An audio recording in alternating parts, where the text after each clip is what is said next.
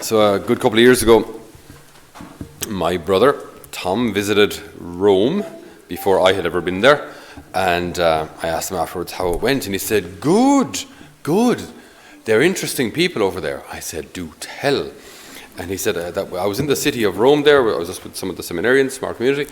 And he said we were just walking through one of the streets there in Rome, and it was quite obvious that the street was a Einzelbahn. One-way street. A one-way street, right? One-way street. You could see all the cars parked the same direction, right? So you could tell it's a one-way street. All the arrows are all pointing the same direction. All the signposts are facing one direction because it's a one-way street. Okay.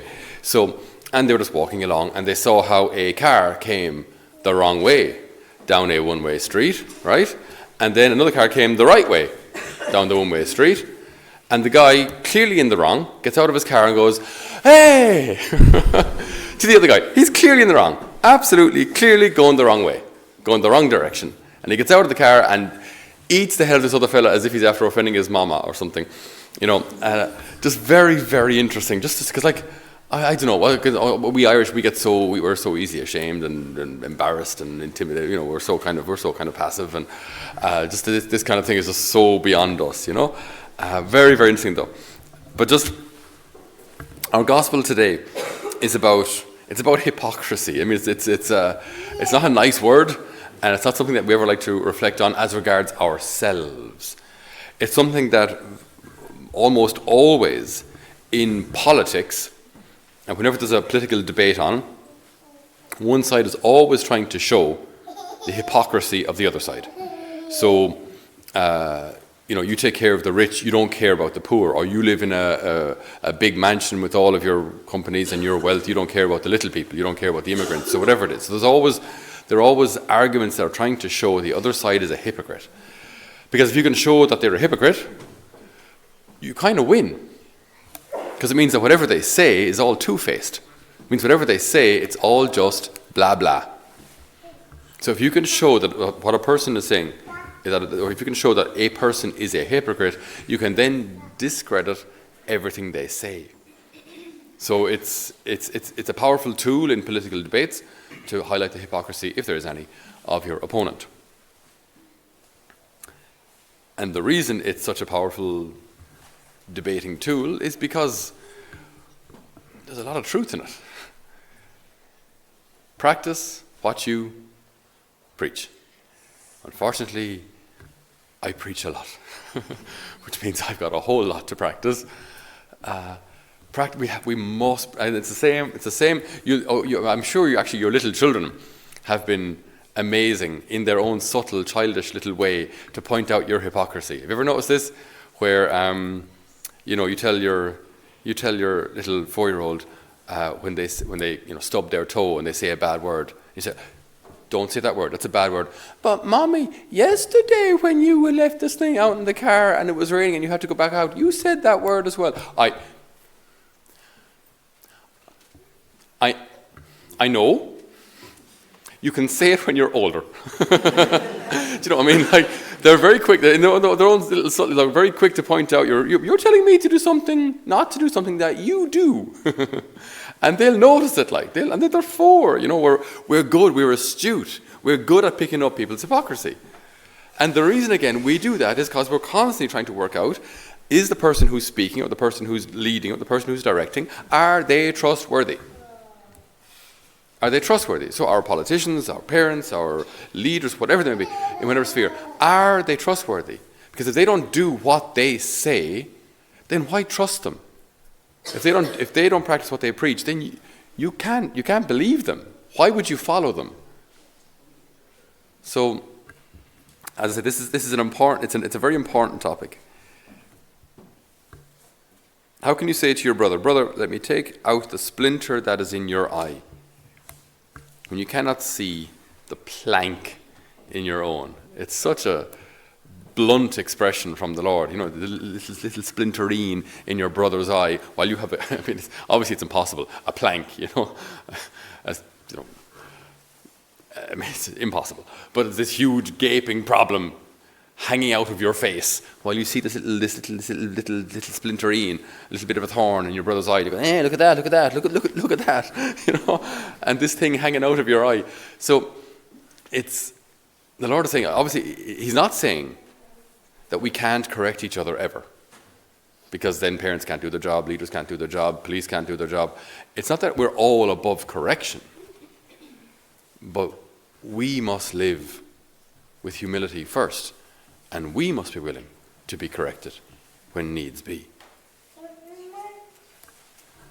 Thomas à Kempis, he's a very famous author born in 1379, a good while ago, near Cologne in Germany. He was an Augustinian priest, and he speaks about self-consideration. And he says, we often do wrong, and what is worse, we excuse ourselves. So if I'm late, or if I'm rude, or if I swear, or if I skip mass, or whatever it is, we're very quick to find an excuse. Well, I haven't done it in ages, or it's not like I do it often, or it was only once, or, very quick to find excuses for our own shortcomings. Sometimes we are moved by passion, and we think it's zeal. We reprove little things in others and pass over serious things in ourselves. We are quick to resent and ponder that which we suffer from others. But we do not think how much others suffer because of us. We do not think how much others suffer because of us. He who reflects well and duly weighs his own deeds would never judge others harshly. He who reflects well and duly weighs his own deeds would never judge others harshly.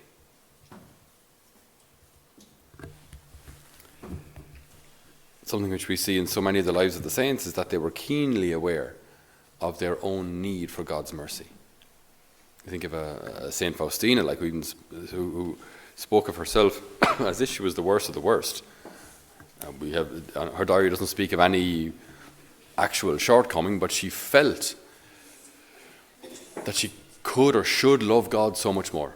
She felt that her every little infraction, or even a delay in doing God's will. So you do God's will, but you just didn't do it when you were asked to do it. You delay it.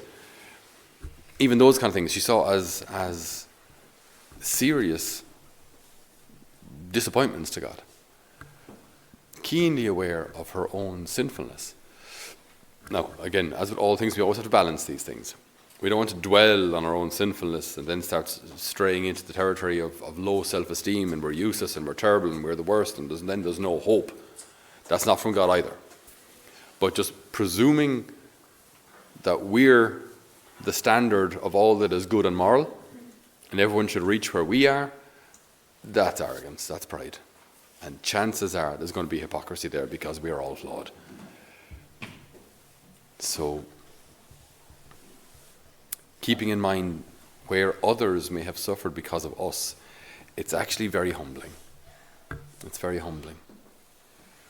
So what do we do with all of this? What do we do with this gospel? How do we apply this?